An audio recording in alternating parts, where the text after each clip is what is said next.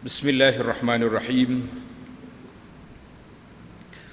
Alhamdulillahi rabbil alamin, wassalatu wassalamu ala rasuli rabbil alamin, nabiyyina wa habibina wa qudwatina Muhammad ibn Abdillah wa ala alihi wa sahbihi wa man walah, amma ba'du.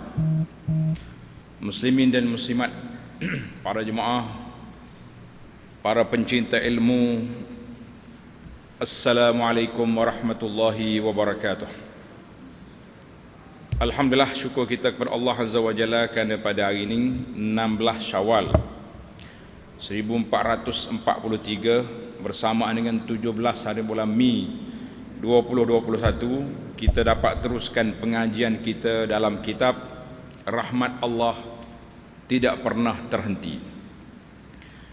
Maknanya bagi pihak Allah SWT, rahmat dia sentiasa terbuka, luas. Cuma kita bimbang sebelah kita pula, takut tidak mencari rahmat Allah Azza wa Jalla.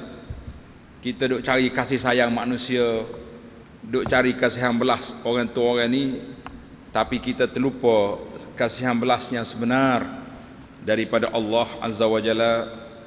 Barulah kita dapat keselamatan di dunia dan juga di akhirat. Jadi alhamdulillah, dalam siri ini kita sambung perbincangan kita. Bagi jemaah yang ada kitab Rahmat Allah Tidak Terhenti ini, tuan-tuan boleh tengok dalam muka surat 51 di bawah tajuk Nikmat Lidah. Lidah yang Allah Ta'ala anugerahkan kepada kita ni nikmat yang besar. Kegunaan dia untuk dunia dan juga untuk akhirat. Dua-dua kita boleh guna. Tetapi kita kena ingat, jangan salah guna. Kalau betul guna, bergunalah dia di dunia dan di akhirat. Tapi kalau salah guna, binasa kita di dunia dan juga di akhirat. Setelah nikmat iman dan Islam, kita dah terima daripada Allah nikmat iman dan Islam. Kata alhamdulillah. Kalau tak ada dua nikmat ni, kita tak ada di sini, kita duduk di tempat lain. Maka antara nikmat yang terbesar adalah nikmat berbicara dengan lidah. Kita boleh bercakap. Orang kata boleh kecek dengan lidah. Ini nikmat. Nikmat keampunan, nikmat kemampuan menjelaskan isi hati dan kehendak. Allah Ta'ala sebut dalam Quran, dalam Al-Quran surah Ar-Rahman, Ar-Rahman 'allamal Quran khalaqal insan wa 'allamahul bayan. Allah yang Maha Pemurah, yang telah mengajarkan kepada kita Al-Quran dan menciptakan manusia dengan sebaik-baiknya, serta 'allamahul bayan, mengajarkan pandai berbicara. Kita boleh bercakap. Percakapan manusia ni sehingga disebut oleh Nabi sallallahu alaihi wasallam, Nabi mengatakan inna minal bayani la sihra. Orang yang bijak petah bercakap seolah-olah dia itu mahir dalam bidang sihir, mana boleh tarik hati manusia, boleh tangkap manusia. Dia bercakap 2 jam, kita tak rasa jemu. Tapi kalau orang bercakap tak pasal, hai, nak habis kuliah maghrib ni pun 3 kali betul pinggan dah. Ustaz ni cakap apa? Jadi ada orang dia bercakap tak usah kata apa, tak usah hak kuliah, hak jual ubat punya, berdiri caca pasal pagi tu sampai tengah hari. Habis orang jual apa, sakit pinggan hari ni. Waktu pergi dengan kuliah sakit pinggan pula, duduk berdiri tengok orang jual ubat boleh, pasal dia punya cakap tu sedap. Ini penting. Wa 'allamahul bayan. Jadi di antara nikmat yang Allah anugerahkan kepada kita, nikmat percakapan. Nikmat kita boleh bercakap. Maka kerana itu kata di pencatat kita ni, lidah senjata bermata dua. Lidah ni senjata boleh guna dua-dua. Maknanya apa dia boleh guna? Untuk kebaikan, untuk keburukan. Untuk dunia, untuk akhirat. Dua-duanya sekali boleh pakai dengan lidah. Jadi para jemaah sekalian, di antara tanda tajuk kita ni masih dalam bab mensyukuri nikmat, nikmat yang tidak disyukuri. Kita tak mau. Kita tujuan kita belajar, tujuan kita muzakharah, kita baca kitab ni supaya nikmat yang Allah anugerahkan kepada kita ini kita gunakan untuk dunia, untuk akhirat, insya-Allah. Sehingga akan dikatakan lidah di antara anggota dalam tubuh kita ni, dia tak penat kalau cakap banyak. Tak penat. Ini di antara limpah kurnia Allah Azza wa Jalla kepada kita, sehinggalah kita boleh menggunakannya untuk menyuburkan tanaman kita, landscape kita di syurga. Dengan kita berzikir, naik darjat. Alhamdulillah. Namun kita perlu mengetahui, lidah yang berfungsi untuk berkata-kata ini seperti senjata bermata dua, iaitu ia dapat digunakan untuk taat kepada Allah Azza wa Jalla dan juga dapat digunakan untuk memperturutkan kehendak syaitan, na'uzubillah. Karena itulah kata di para ulama, sebut nama Allah zikrullah, sebut nama Allah ketaatan, sebut orang, kutuk orang, itu syaitan. Kita nak ikut siapa, lidah kita nak ikut siapa, itu tanggungjawab kita para jemaah sekalian. Jika seorang hamba Allah menggunakan lidahnya untuk membaca Al-Quran, berzikir, berdoa kepada Allah, maka inilah yang dituntut, dan ini merupakan tanda syukurnya kepada Allah terhadap nikmat lidah. Kita boleh berzikir, boleh baca Quran, boleh bagi nasihat kepada orang, bertegur siapa pun, kita tegur orang, bagi salam kepada orang, nikmat. Yang masalah kita ini nak bagi salam kepada orang pun payah. Bui salam juga kalau orang kita kenal. Allah, kalau hak kenal jauh lagi bagi salam. Baru ni anak buat satu ada orang tanya tentang kalau orang telefon kita, siapa dulu bagi salam. Sedap juga ni. Orang telefon, hello. Kita bagi salam ke dia bagi salam? Kita kadang-kadang tukar tak. Bila kita angkat telefon, kita jawab Assalamualaikum. Tak, tunggu, dia kena bagi salam sebab dia yang mari. Macam kita orang mari rumah kita, orang mari rumah, orang mari tu kena bagi salam, bukan tuan rumah bagi salam. Tunggu kejap. Kalau nampak dia tak reti sungguh, kita bagi salam lah. Tapi terbalik. Yang pentingnya penggunaannya sangat besar, nikmatnya sangat besar. Sebaliknya, jika seseorang menggunakan lidahnya untuk berdoa kepada selain dari Allah, orang minta dengan Allah, dia pergi minta dengan macam-macam, minta dengan tunggu kayu lah, dengan batu nisan lah, dengan macam-macam benda. Kalau orang duk minta perlindungan atas dunia hari ni, itu salah, perbuatan itu salah. Menipu, melakukan ghibah, ghibah itu mengumpat. Namimah, batu api, ya dia lain dua tu. Beza di antara mengumpat ghibah dengan namimah ni, Nabi kata ghibah ni zikruka akhaka bima yakrah. Kita sebut orang hak dia tak suka, itu nama ghibah. Namimah ni melaga-lagakan orang, batu api orang panggil. Ini mu gini-gini, itu dia panggil batu api. Dua-dua tu dosa besar belaka. Memecah belahkan umat Islam.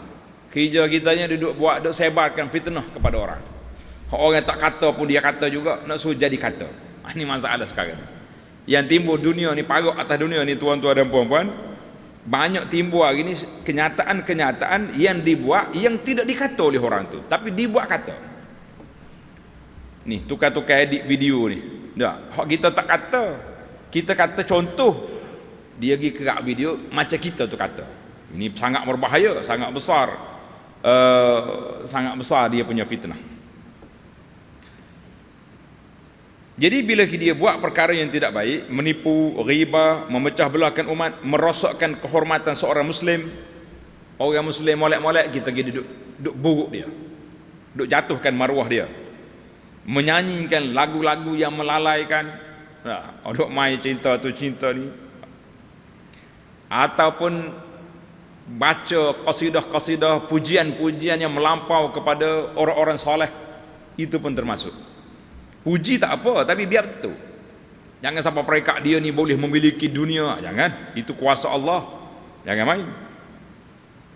Maka ini diharamkan dan merupakan boleh membawa kepada kekufuran kepada Allah Azza wa Jalla terhadap nikmat lidah. Dia panggil kufur nikmat, bukan kufur kafir.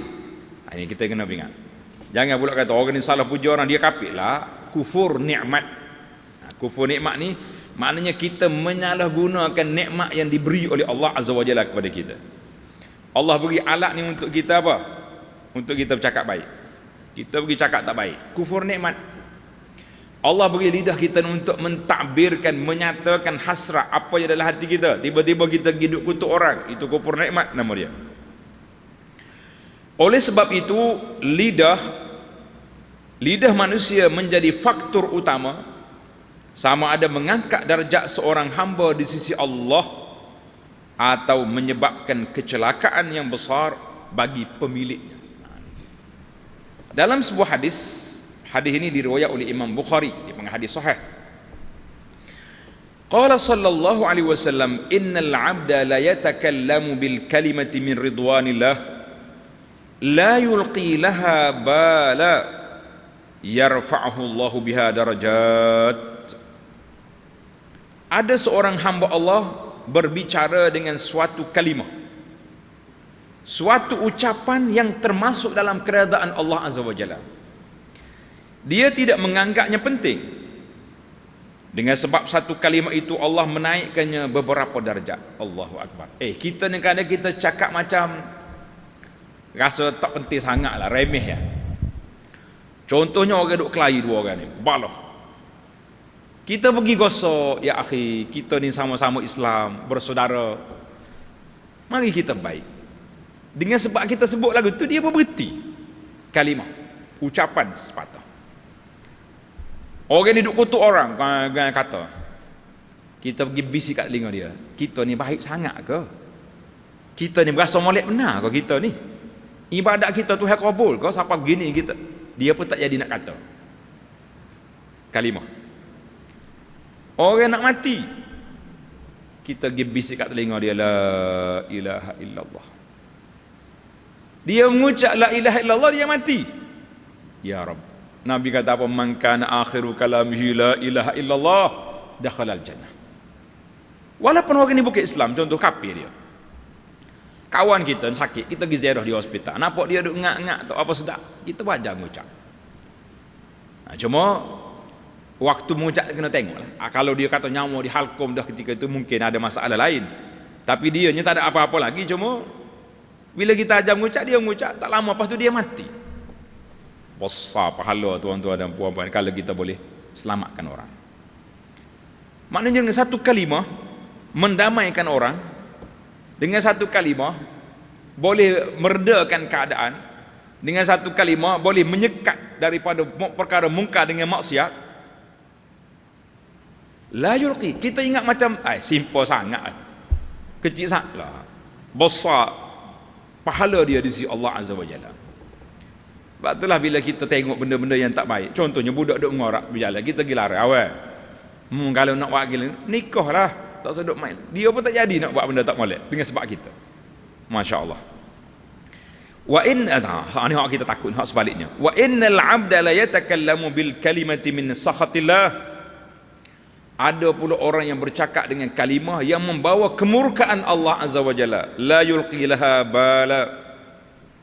Dia ingat biasa-biasa ya, buah-buah. Orang panggil bercakap kedai kopi. Nah, buah tepi jalan. Kita kata orang, kita hina orang, kita perli orang, ataupun apa benda yang kita buat, nak kata apa? Dia tidak menganggapnya penting. Dengan sebab satu kalimah itu dia terjunam ke dalam neraka Jahannam wal iyaz billah. Kata di ulama hadis kata apa? Di antara ucapan yang berbahaya ini mengampu pemimpin. Nak buat. Jumpa orang besar, walaupun dia zalim, walaupun dia fasik, walaupun dia apa, kita tuanlah orang terbaik. Mana kita puji lebih-lebih, ia menyebabkan orang itu tak akan insaf, tak akan sedar kerana kita puji. Ini termasuk dalam kalimah min sakhatillah, mengundang kemurkaan Allah Azza wa Jalla.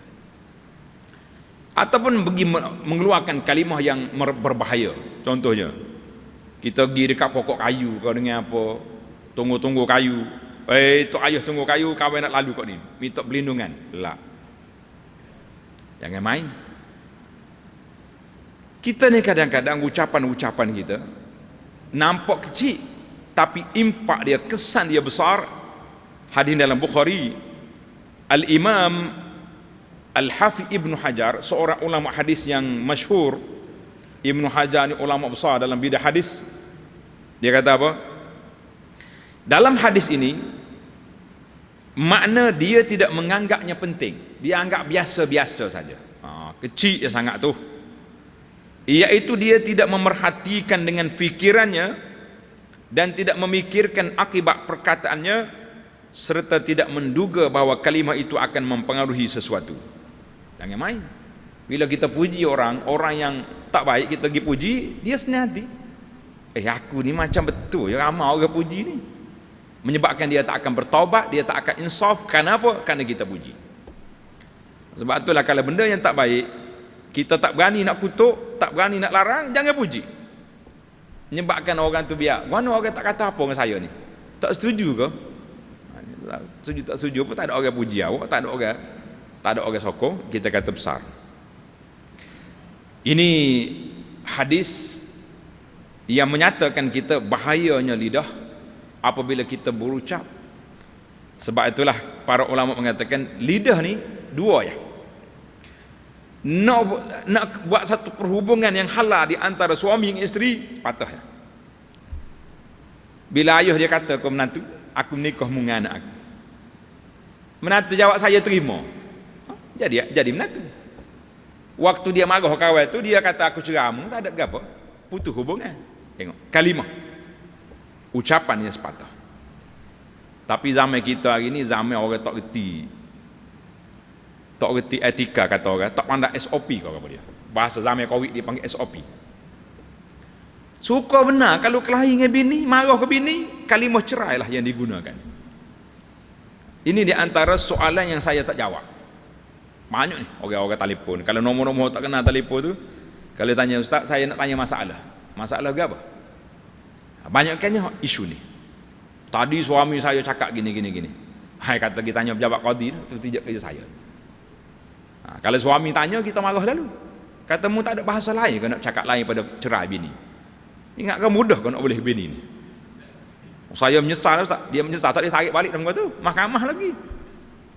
Jadi kadang-kadang ada benda hak kita boleh rayak tak jatuh, cuma nak suruh dia perik sikit. Kita ustaz ni pun jangan duduk mudah-mudah dengan okey lagu ni. Nampak dia tu suka sangat main cerah kita pun boleh.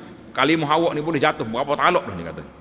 Dia pun tanya, betul kau ustaz? Gini esok pergi jabat agama. Kalau saya tak pergi tak boleh kena pergi jabat agama. Biar dia rasa bahayanya kalimah dia, boleh-boleh dengan sebab kita nasihat tu, dia pun beringat lain kali. Kata awak kan nak marah kau bini, tumbuk dinding pun tak apa, sepak kerusi pun tak apa, jangan sepak bini. Kawan itu pula dah. Tapi jangan keluar perkataan-perkataan yang boleh membawa ke cerai. Sepatah kalimah, habis, putus segala hubungan. Sebab itulah dia hari ni bila letak gambar bini yang tersayang, yang terbelakang. Waktu tak marah je. Waktu nak marah kan, habis, punah jalan habis. Baik. Ini dipanggil kalimah wahidah. Dalam hadis lain hadis yang sama juga, Nabi kata, seorang itu bercakap dengan satu kalimah, dia ingat biasa-biasa, tapi yahwi biha sab'ina kharifan finnar, dicampur dalam neraka 70 tahun dalam neraka, wal iyaz billah. Jadi kalimah sepatah ni bahaya. Dengan kita kata la ilaha illallah, orang ni masuk Islam. Dengan dia kata pada Tuhan lain daripada Allah Taala, dia juga jadi kufur. Kita kata na'udzubillahi min ghadabillah. Alangkah ramai manusia yang menjaga diri dari perbuatan maksiat. Dalam bab makan minum, jaga sungguh dia.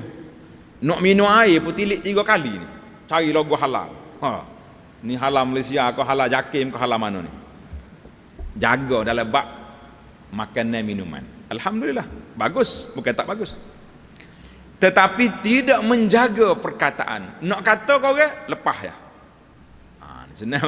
Senang-senang je. Orang kita tak suka kak, tolong bodoh, macam-macam lah. Hak lebar-lebar tak sekira hak tu. Allah. Ada lebar besar, lebar kecil, macam-macamnya tepek atas daya kan. Nah. Pekanyak kau itu.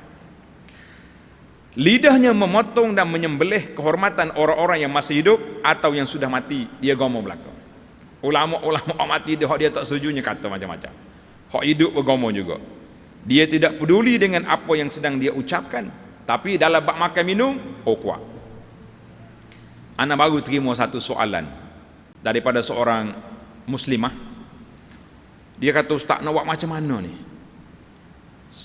Suami dia rasa dia tanya suami dia, tapi dia tak direct. Dia kata seorang laki-laki ni warak bak semaya sah depan, pergi masjid awal, tapi kalau dia bercakap habis orang dia kutuk. Hak hidup kau mati tak selamat belaka. Hak selamatnya hak dia tak kena ya. Hak dia kena gomo belaka. Pasal itulah ada seorang ulama ni, anak murid dia mari bercakap hal orang depan dia. Tak usah bertanya, "Mu pernah bagi perang dengan Rom?" "La, tak pernah." "Kamu pernah berperang dengan Parsi?" "Tak." "Kamu pernah berperang dengan puak kafir ni?" "Tak." Dia kata, "Masya Allah, Rom, Parsi, segala mak ni kau kafir atas dunia selamat belaka daripada lima, tapi akhukal muslim lam yaslam min lisani." Saudara mu hak Islam hak tak selamat daripada lidahmu. Kita kata Masya Allah. Nah, kita hari ni pun macam tu juga. Dengan lidah kau, dengan tulisan kita kau, dengan Facebook kita boleh tengok siapa dia hak dia tak kutuk atas dunia ni. Dia kutuk belaka orang dia tak suka, kecuali orang-orang kafir tak apa, selamat. Ni dia. Sebagaimana disebutkan dalam hadis Nabi sallallahu alaihi wasallam dari Jundub, Nabi sallallahu menceritakan seorang laki-laki ni dia berasa dia baik. Nah, dengar ni tuan-tuan, ini bahasa yang cukup berbahaya. Kalau kita rasa kita baik, jangan keluarkan perkataan. Kita muhasabah diri kita. Satu hari dia tegur kawan dia. Kawan dia ni tak juru. Mu ni berhentilah buat maksiat ni. Kita ni tak lama nak mati. Beres. Tak lama nak buat pula benda tak baik pula. 2-3 kali larang, dia mula naik, orang panggil naik panah. Dia kata, "Wallahi la yaghfirullahu li fulan." Allah Taala tak ampun dosamu. Mu main-main, taubat main-main. Dia panggil taubat ulu golok ni. Lepas taubat gomo pula. Itu taubat ulu golok nama dia. Taubat ulu golok. Lepas taubat gomo pula. Bila Nabi kita cerita, bila dia kata lagu tu, dia bersumpah dengan nama Allah, Allah Ta'ala tak ampunkan dosa dia ni. Maka Nabi SAW bersabda, "Wa inna Allah Ta'ala qala, man zal ladzi yata'alla alayya alla aghfira li fulan." Siapa dia sombong besar diri, boleh memberi jaminan bahawa aku tak ampun pada kawan tu. Nabi Allah kata apa? "Fa inni qad ghafartu li fulan wa ahbattu amalak." Aku ampunkan dosa kawanmu, tapi aku gugurkan amalan kamu. Hal ini dalam Muslim. Maka di sini kata di para ulama Islam, para jemaah sekalian, kita kena berhati-hati. Jangan rasa kita warak, kita hebat, kita comel. Bila tengok orang maksiat kita pun dia ni kalau mati hidup klik pun tak terima taubat ni. Sedap juga bahasa bercakap dah. Dia ni kalau mati hidup balik pun Tuhan tak terima dah taubat dia. Mana kita tahu. Ana selalu buat satu kisah yang menginsahkan kita insya-Allah, iaitulah kisah Abu Sufyan. Abu Sufyan ni pemimpin Quraisy yang mendapat rahmat Allah Azza wa Jalla. Dia berlawan dengan Nabi sejak di mula-mula Nabi kita jadi Rasul. Dia sekali dengan Abu Jahal, sekali dengan Abu Lahab, sekali Abu Sufyan sekali. Rumah dia tak jauh daripada rumah Nabi. Dekat dengan kalau orang pergi Mekah, Marwah tu, tempat sa'i, wujud sa'i tu, itu rumah dia. Rumah Nabi sebelum tamat Marwah. Rumah Khadijah di situ. Abu Sufyan duk berlawan dengan Nabi, Siapa mati Abu Jahal dalam peperangan Uhud, pada perang Badar, Abu Sufyan mula mengetuai Uhud. Ahzab sekat Nabi masuk Mekah.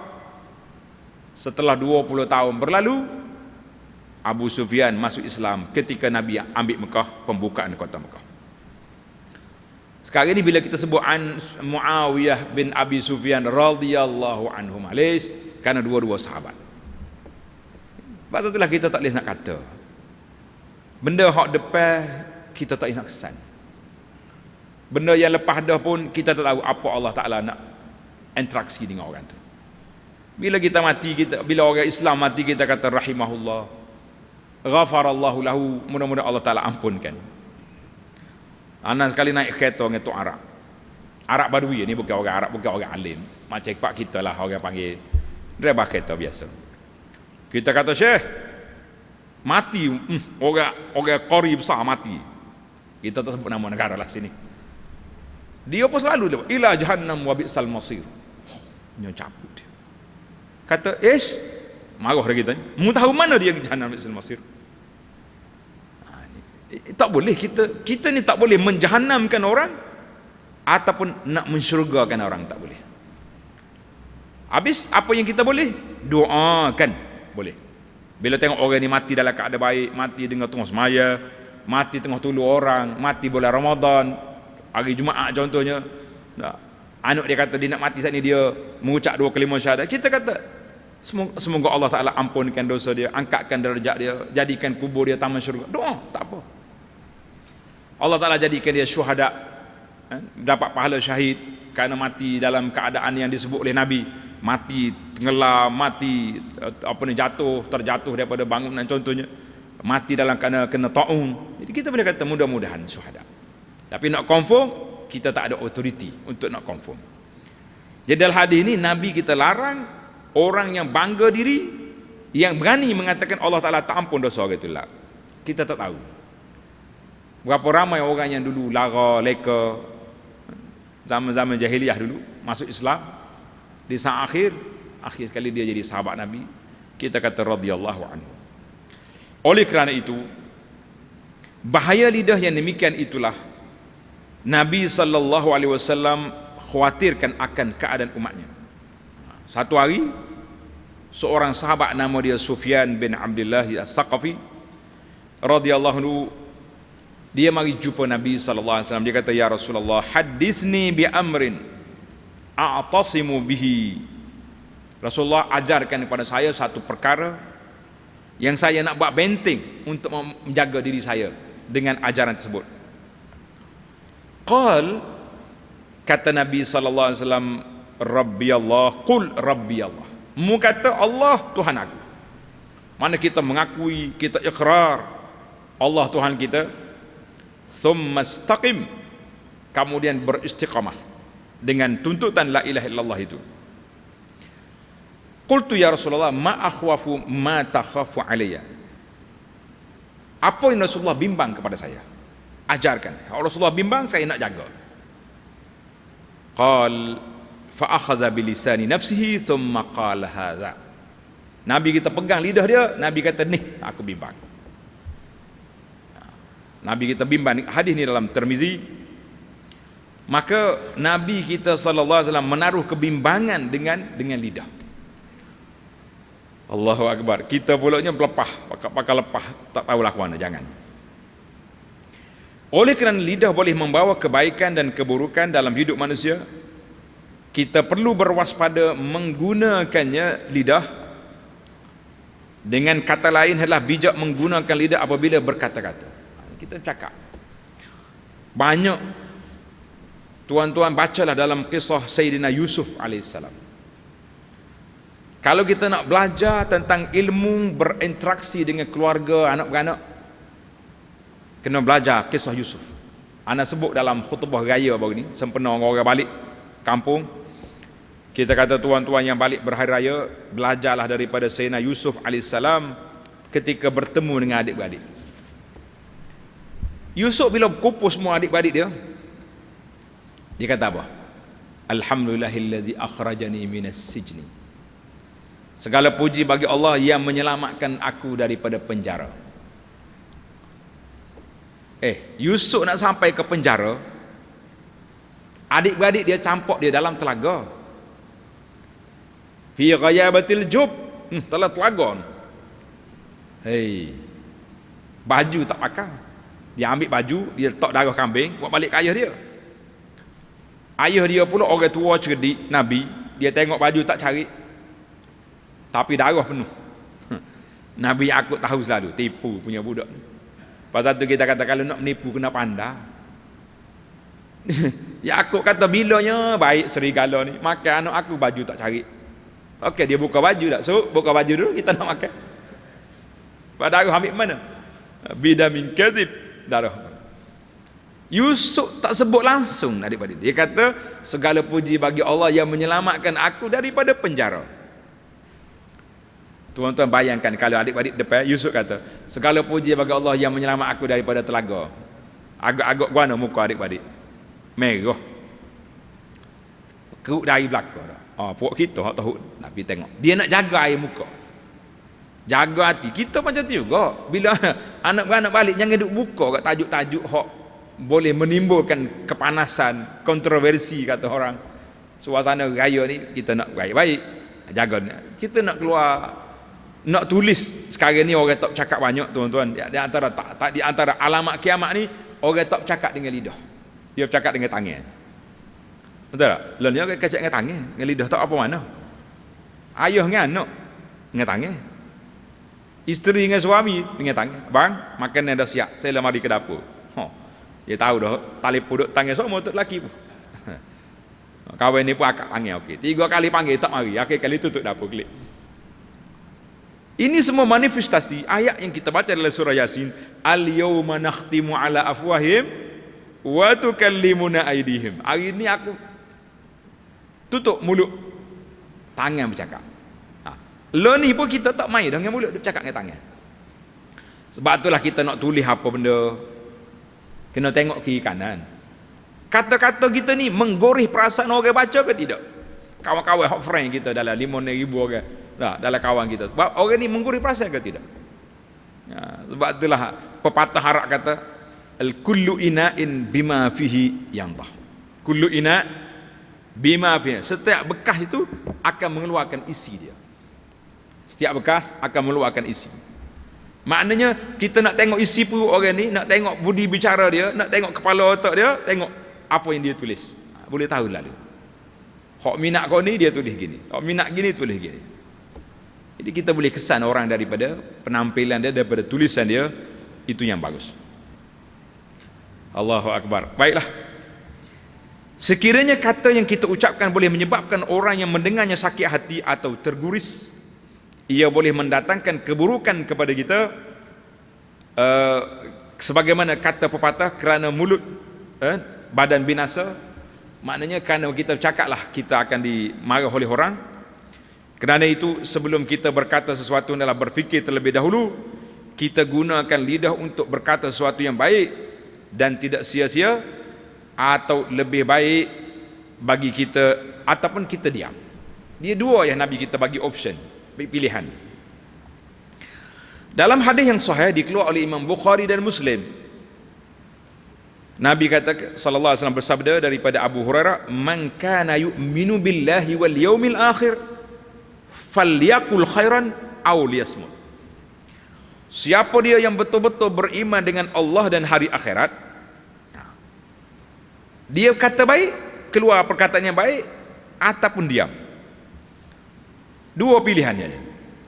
Maknanya kalau kita diam, lebih memberi manfaat daripada berkata yang boleh mendatangkan dosa dan maksiat. Kenapa awak tak cakap? Tak ada modal. Cakaplah awak demo, kita tak ada modal. Baik tak ada modal pada lebih modal. Betul tak? Tak ada modal daripada kita kadang lebih sangat bercakap susah. Tak cakap susah juga. Sesungguhnya orang yang beriman tidak bercakap perkara yang sia-sia dan tiada berfaedah. Di kita ni ada 3 percakapan. Sama ada dosa yang berpahala ataupun sia-sia.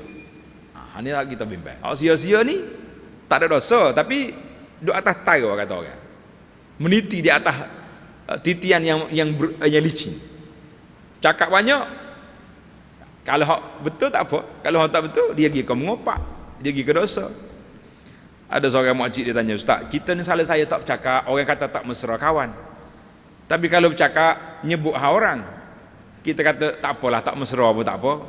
Diam lebih baik daripada kita bercakap." Sebab la yunsabu ila sakitil qaul. Kata di ulama, Tak boleh kita kata orang diam tu setuju.